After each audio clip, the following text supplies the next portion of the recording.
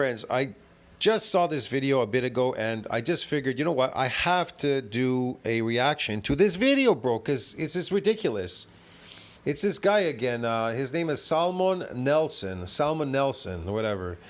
This old man over here who's never lifted a weight in his entire life is trying to tell you how to build muscle.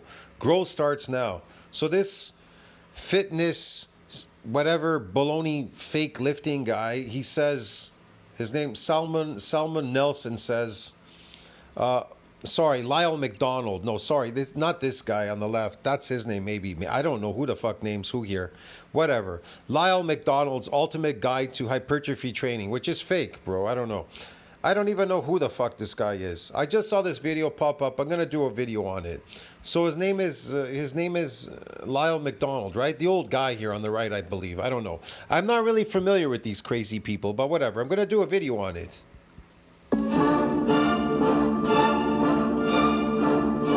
Right, okay, Lyle MacDonald. That's his name. I'd like to ask you about, and I'll send it in the chat right now. Okay, so it's this guy having a conversation with him, this Nelson dude or whatever. This Facebook post you made. Right. Kind of succinct guide to hypertrophy training. See, I love I can't wait. this, and I wanted to pick your brains about this. Something that I literally crapped out as a joke one time, and it's probably like the most coherent training. It is a joke. And he wants to pick this old man's brain who's never lifted a weight in his entire life. Advice I've ever given. I love it. I love it. So this is the ultimate guide to hypertrophy training. Yeah, okay. Step 1, lift the thing. Step 2, lower the thing. Okay. Step 3, repeat steps 1 and 2 6 to 12 times, and then rest a couple of minutes. Step 4, repeat step 3 4 to 8 times in a workout. Step 5, repeat step 4 once every 3 to 5 days. Step 6, add a little weight when you can. Step 7, go to step 1. Yeah, and that's pretty much it. That's pretty much it. And basically Yeah, that's it. That's all you have to do. And magically, muscles are going to build. Magically, out of thin air, dude. Wow. For people that didn't follow that, what it's saying is do 4 to 8 sets. What it's saying is this is stupid, and this guy's stupid. And if you listen to him, you'll just be as stupid. He'll make you just as stupid as he is. Of 6 to 12, with a couple minutes in between, every 3 to 5 days, and add a little weight when you're able to. Yeah, you can basically... Yeah, that's all you have to do, magically. And these muscles are growing, and everybody's doing that. And guess what? They're all failing. Just stop watching this video right now, and you'll have walked away with most of the knowledge you'll ever need about training for muscle growth. Sure, yeah. You know, hypertrophy, it's a very, how should I put it, abused word, bro. You understand me? It's a very misunderstood word. Hypertrophy. You could get a bruise and it hypertrophies. There you go. You get a blood clot, it hypertrophies. Lots of things hypertrophy. Doesn't mean it's muscle. Yeah, I mean, we could quibble about details, but in terms of the principles of growth, and we can, and that's of course most of what this industry is. Well, how fast do you lift the thing? How fast do you lower the thing? Well, what about 5 times or 3 minutes or, should it be 4 to 8 times, 48 sets? If I was to write a book and tell you how to build muscle, never mind this hypertrophy stuff. 4 to 8 sets. This word hypertrophy, how to build muscle like myofibrillar growth. Myofibrillars, how to build it. It's really simple. Damage your muscle fibers. That's it. And you get DOMs and it lasts about a couple of days. Mostly, sometimes 3 to 4 days, okay? 3 to 4 days. If it lasts 3 to 4 days, you know you got a good damaging session. Now you need to eat. The most important time is right after your workout. That's all. Just damage your muscles and you'll grow more myofibrillar growth. How simple is that? Now he told you, oh, you have to do this, you have to do that. Mine's more simple. Guess what? Just damage your muscle fibers. Yeah, get these micro damages and guess what? You'll grow more myofibrillar growth. There you go. Wasn't that easier? It's a lot faster. See how easy that was? But the question is this: you're gonna say, but how? But I'm not getting any damage. So what do I need to do? You see what I mean? Easier said than done, huh? Or 2 to 4, 10 to 12. What every 3 to 5 days? What about every 6? Like in the aggregate summary, of training for Every 5 days, what about 6? Well, I don't know. Muscles, they don't damage every day. That's the problem. growth. You want to get rhabdo and die? Many have had that and gotten it. That's it. Yeah. Awesome.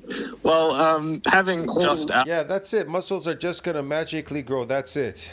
outlined the guide and what it means, Yeah. let's do the quibbling and the little critical analysis. So, I mean, starting with points 1 and 2, or steps 1 and 2, lift the thing, lower the thing. We could talk about repetition speed. We could also talk about why even lift and lower the thing at all. Why not just do an isometric to grow muscle? Right. Like, say, for example, Do an isometric. That means you're lifting something. Isometric, still something has to give in order for it to be isometric. Are you talking about just holding you have to lift it?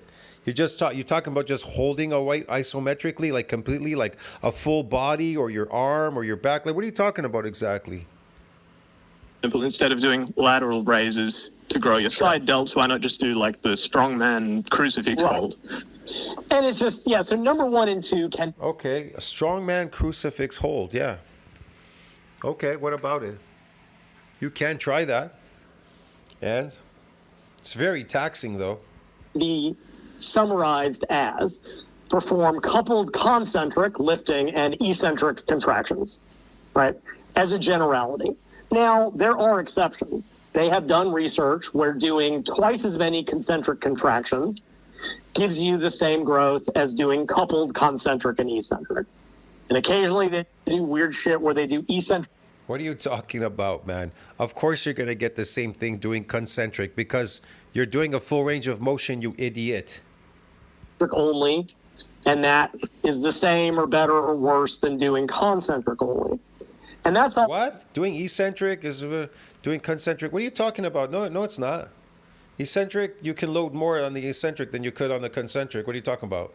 Good and well, but what people forget is that these studies use extremely specialized equipment to allow that to occur. No, they don't. They do. There's so many reports in PubMed and CBI on eccentric overload that on eccentric exercise, it's astronomical. They're like numerous, like it's endless. I don't know what he's talking about. And it always tells you it's superior to concentric for muscle strength and gains. So you do the concentric and then the machine mechanically lowers it for you. Or vice versa. You do the eccentric. That's a small test in a lab. That's like, the wheel thing. That's meaningless. They group people up and they do tests on certain areas of muscles to see what the outcome will be. The outcome. And it raises it for you. It's great from a mechanistic standpoint, but it is impractical. Anyone who's ever tried to do eccentric only training, you have to have 2 very patient partners. And even then, it can be very problematic. Yeah, you're not going to do it. Now, does isometric training generate growth? And there are some studies that it, like in beginners, like it might to some degree, because tension is kind of tension. And years ago, I would have said one of the early models of hypertrophy was that during concentric training, you would reach muscular rigor. Basically, the muscles would lock up. And then on subsequent eccentric, you would cause some degree of damage in that stimulated growth. Now, we know now that that's not true. Muscle damage. Oh, we know that that's not true. Muscle damage is not what? If it does anything, it harms growth. So muscle damage harms growth. Well, hold on a second. He says muscle damage, if anything, muscle damage harms growth. Well, how does the muscle adapt to the eccentric? One still saying you should chase soreness or damage doesn't know what they're talking about. So if somebody tells you to chase soreness or damage, they don't know what they're talking about. I guess I don't know what I'm talking about then, see? Because that's what I chase on my channel. Look, let's see. What do I chase on my channel? I chase that on my channel, dude. Let's see. What are the adaptations? What are the adaptations to eccentric exercise? Well, muscle fibers are damaged due to eccentric exercise. Muscle adapt by what? Increasing the number. He says don't chase damage. when muscle fibers are damaged, he says, no, we know now that damage and soreness, don't chase that. That only harms you from building muscles. Well, let's see. How does the muscle adapt to eccentric exercise? When muscle fibers are damaged due to eccentric exercise, muscles adapt by increasing the number of what? Sarcomere in series within the muscle fibers, leading to a shift in the muscle's optimal length for active tension. This adaptation, often referred to as the repeated bout effect, makes the muscles less vulnerable to subsequent eccentric exercise bouts. Here's a more detailed explanation of the adaptations. That's why you keep going heavier in the eccentric. I mean, you switch from full range of motion to eccentric exercise when you adapt. Increased sarcomere number. So you get an increase. He says you don't. He says it's a bad thing. It says you get an increase in number. Mechanism, eccentric contractions where the muscle lengthens under tension. Hold on a second. Lengthens under tension can cause damage to muscle fibers, particularly the sarcomeres, the basic units, contractile units, whatever, contractions. The body responds by increasing the number of sarcomere in series within the muscle fibers. That's how you build muscles. The effect, the increase in sarcomere number shifts the optimal length of generating force. The muscle can now produce more force at longer lengths, which is beneficial for eccentric exercise. He says it's not. He says now we know it's not, according to some fucking report, which he never produced. He didn't produce what this report is. Repeated bout effect. The adaptation is a part of the repeated bout effect where muscles become more resistant to damage from subsequent eccentric exercise bouts. Yeah, because you're getting stronger. And when you get stronger, you have to use heavier weight to damage those muscle fibers because they're strong. So you have to be strong enough to damage them. Now, if you're not strong enough to damage them, then you can get bigger and stronger. Get it? So when you get bigger, you get stronger. Inflammation and repair. Initial response. There's a trigger, inflammation response, blood cells, whatever increase. White blood cells increasing in response to muscle damage. Repair. The body initiates repair process, including recruitment of cells, macrophages, fibroblasts to help rebuild damaged tissue. Blunted response. Well, yeah, okay. Eccentric exercise, blunt response, muscle damage, altered motor unit recruitment, stress, susceptible fibers, in summary, muscles adapt to eccentric induced damage by increasing sarcomere number, potentially blunting the inflammatory response, making changes motor unit recruitment, and all contributing to reduced vulnerability to subsequent damage. Okay, whatever. You get the point, bro. But there is another type of hypertrophy. It's called sarcoplasmic. And sarcoplasmic hypertrophy is also often viewed as a cosmetic change because it primarily focuses on increase in muscle size and appearance rather than directly enhancing the strength and the power. Like sarcomeres, they enhance your strength and power. While it can contribute to a fuller, more visible muscle in appearance. So if that's what you're looking for, if you want to get massively big but not strong or have strength or anything, you just want cosmetic, well then do sarcoplasmic hypertrophy. Get it? Like the rest of these people in the gym, that's what they're getting. They just don't know it because they're lifting full range of motion. And people don't understand sarcomere, myofibrillar growth. Fucking myofibrillar from sarcoplasmic. You aren't gonna look fucking massively huge without the sarcoplasmic hypertrophy. If you're a lifter, okay, and you're trying to build more myofibrillar growth to get brutally strong and all this kind of stuff. If you are posing in a mirror thinking that you are going to see astronomically massive size, you have something coming to you, bro. Get it? Because it's not gonna happen, dude. It's not going to happen. Muscles, they don't just get that big. They get dense and heavy when you stand on the scale. But to visually see, like you want to look scary, like big, there's bodybuilders, big, then you're going to have to fucking do sarcoplasmic hypertrophy. You can add it to the eccentric exercise and get massive. But you understand what I'm trying to explain to you. You can do that. How do you do that? By eating more fucking glycogen. That's what. You gotta increase it. So it has to exceed that breakdown. That glycogen has to exceed that breakdown to see that sarcoplasmic growth on that body. Get it? So yeah. Now if that's something that you want to do, then you should do that. You understand me? But me personally, I'm not doing that myself. I just move, right now, I just move for mostly myofibrillar growth. I'm not moving for sarcoplasmic. It looks good cosmetically, it looks great. You look fucking massive and huge and all that, got big traps and all that. But in the long run, as an old person, it would destroy me, get it? I don't want to become menopausal. Anyways.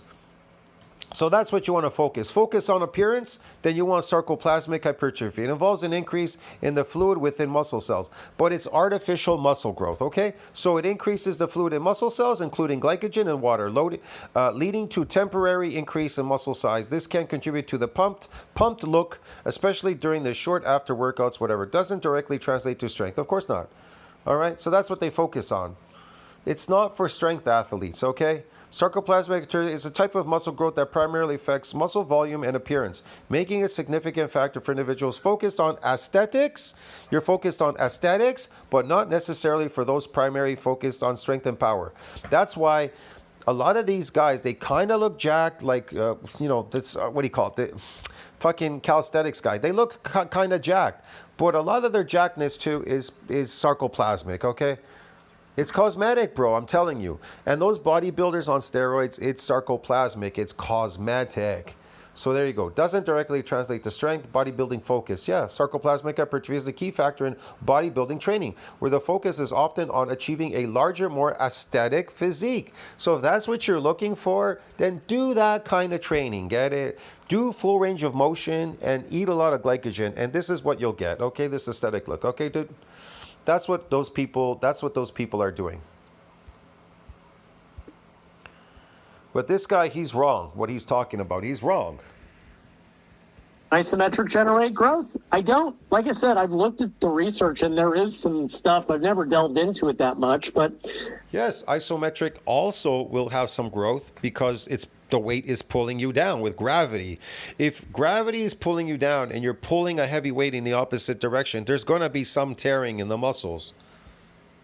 Practically, I don't know how useful it would be. And I don't know, in the real world, it doesn't seem... He's an idiot. He has no experience. How can he tell? He's like, I don't know how practical it will be. Or he read a study somewhere that said that muscle damage, you're not going to get any growth, or it could be bad for you. I don't know what he made up this study. He's just making up stuff. This is not based on his experience, and he never brought any proof. To work. But yeah, as far as... I have proof. It's in my community section.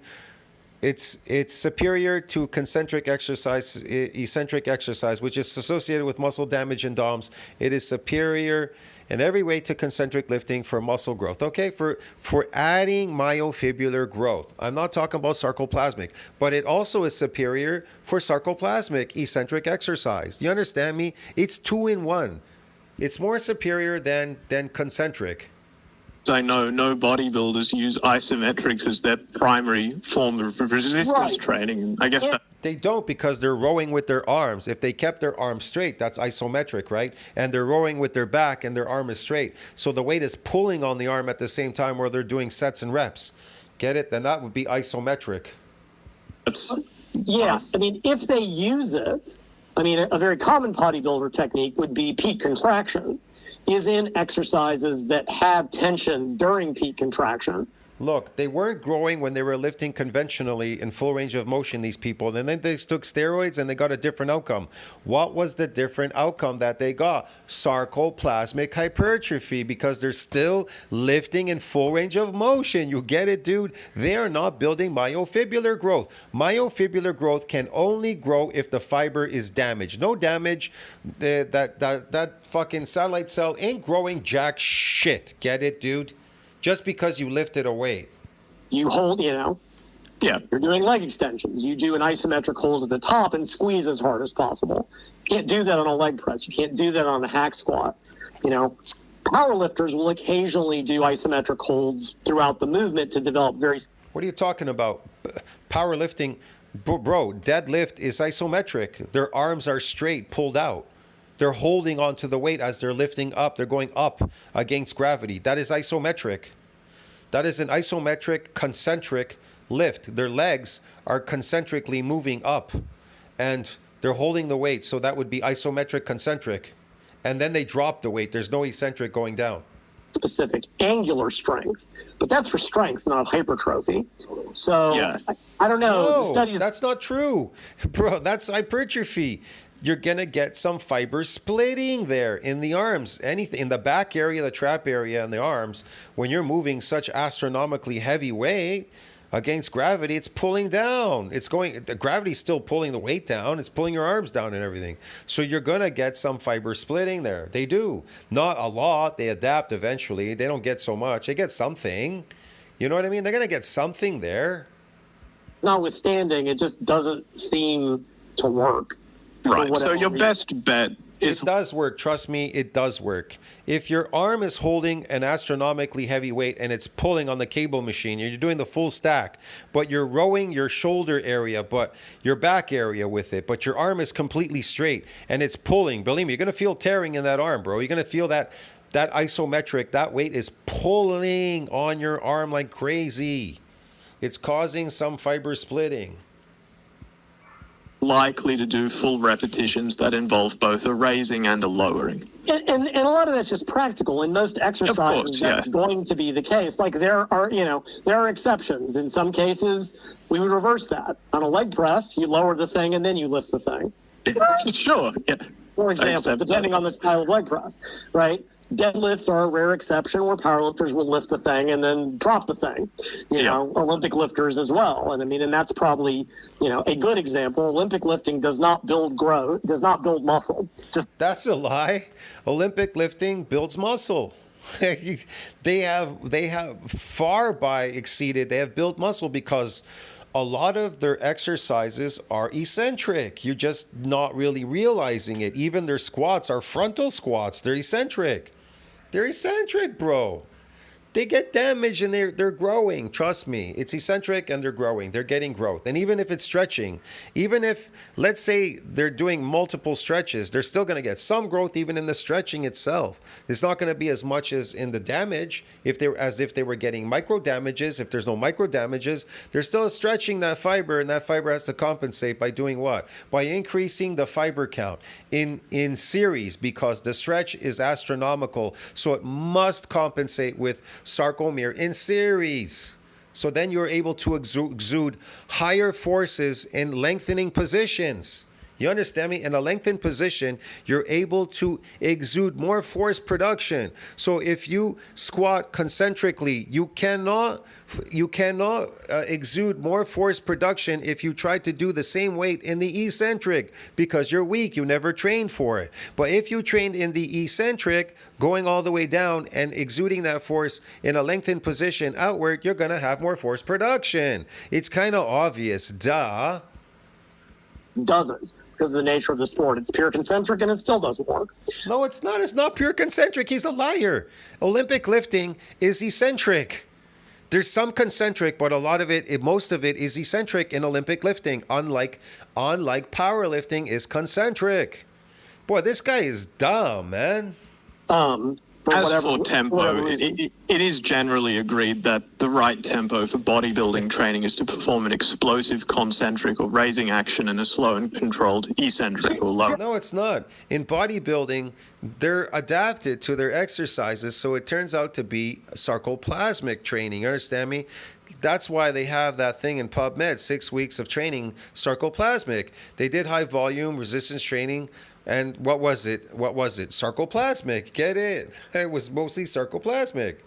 Generally speaking. And if you look at the limited data on repetition speed, there's no limited. These people are really dumb, man. You have so many dumb people online. It's incredible how stupid these people are. Look at this. Hold on.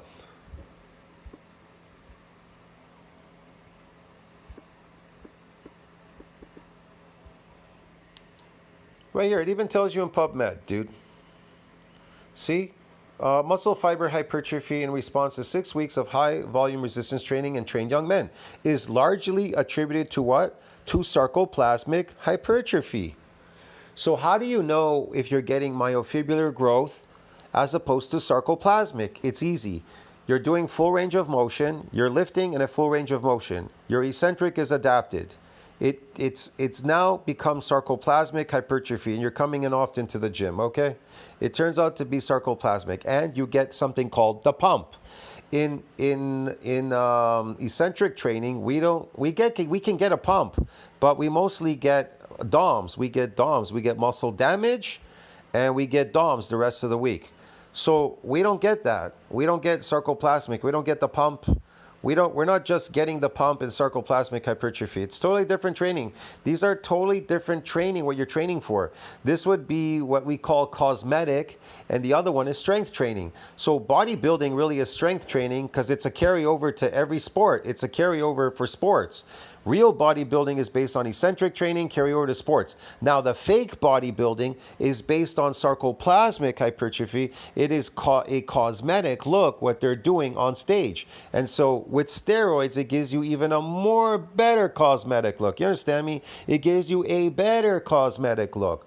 But me, I'm not into that, bro. Get it? It may look, you could add it. You can add it if you want more size. If that's what you're really looking for, you can add it. So you could get 2 in 1, or you could just get sarcoplasmic. You understand me? And the gains are going. But this guy, he doesn't know any of that. He doesn't know anything, this guy. He's so dumb. Within... If you ask any marketing and if you look at the limited data on repetition speed, within reasonable ranges, by which I mean 2 to 4 seconds a repetition or so, the difference is negligible. So once you get out of that into the super slow stuff, it brings the tension so low that it's no longer really a training stimulus. But within that range, I mean, there are folks that will still argue for a more controlled concentric for reasons, but if it's heavy enough, even explosive, it will not move that fast, especially after the first couple repetitions. Like maybe if you're doing sets of 20, 25, you have to keep it a little bit in your pants on the first handful of reps. But yeah, like I like to see explosive concentric. They squeeze if the exercise allows it, if there's a peak contraction, and then 2 or 3 second eccentric, and that's pretty much going to be good enough across the board. There would be rare exceptions. I can't think of many exceptions outside of the injury thing we discussed. Yeah, sure. Super slow. Well, why not move on to step 3 then, which is to perform sets of 6 to 12. So why is that a good rep range for muscle growth? Perhaps we could start by discussing the pitfalls of... For muscle damage, 8 to 12 is the best rep range. Sure. Lower rep training, i.e. sets of 1 to 5. Right. 6 to 12 in a full range of motion may be good for sarcoplasmic hypertrophy. 6 to 12 could be a good rep range for a full range of motion sarcoplasmic training. Now, in eccentric exercise, muscle damage training, eccentric, the best for damaging is 8 to 12 reps. Okay, it's really simple.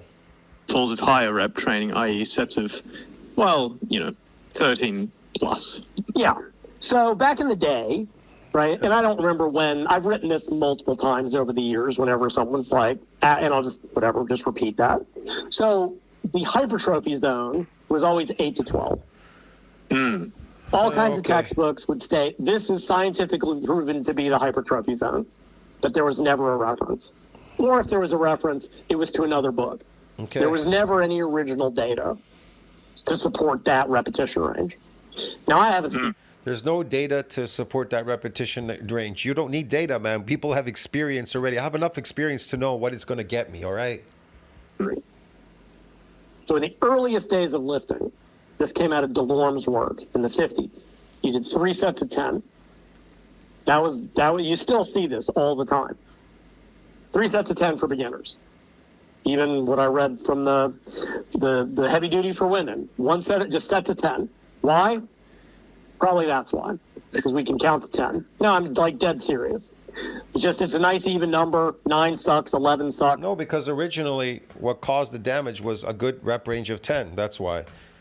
And you don't want to fatigue. It's not about fatiguing yourself. You want to get fatigued in the exercise. You just want to do enough rep range to hit that level of damage. And then you just keep hitting it set after set. And there's also lactic acid buildup. You don't want to go beyond 10 because now you're going to get lactic acid buildup. There's a bunch of things there, dude. It's very specific lifting. This guy doesn't understand lifting at all. Because power of the primes. Like 10 is just a number. Sure. Look, man, there's really reasons. In muscle damage, there's a reason why you're doing 8 to 12. And this guy, sarcoplasmic hypertrophy training 6 to 12 or whatever, maybe even higher repetitions, because you're trying to load as much glycogen into the muscle to expand the sarcoplasm. Okay, dude? So it's totally different. For every gram of whatever glycogen, 3 grams of water are being drawn between the skin and the muscle into the muscle to create this phony, cosmetic, fake look, okay? Whatever. Here's what I think happened. It's a shame we don't use base 12. Right? So what I think happened was you had bodybuilders trying to do sets of 10, and they lose count. And so sometimes they do 8 and sometimes they do 12. And It doesn't matter what they're doing, man. They're wasting their time, okay? These so-called bodybuilders on steroids. Even Ronnie Coleman, he wasted his time, destroyed his body for nothing, lifting a heavy weight. All of his muscle is sarcoplasmic. And he took a lot of steroids, and that made him lift a heavy weight on a weak body, on a small, weak body, and he destroyed himself because he's an idiot. He's a fake bodybuilder. He's trying to go on stage for a cosmetic look. Why would he lift astronomically heavy weight to destroy himself? Lifting astronomically heavy weight in a full range of motion or concentrically does not build muscles. Eccentric will build it, but it can only build so far. You can only go so far with it, okay? And here's the thing. When you get bigger, you get stronger. Not I get really strong, the nervous system or steroids make me really strong, and my body didn't get bigger. You see what I'm trying to explain to you? In eccentric exercise, it works like this.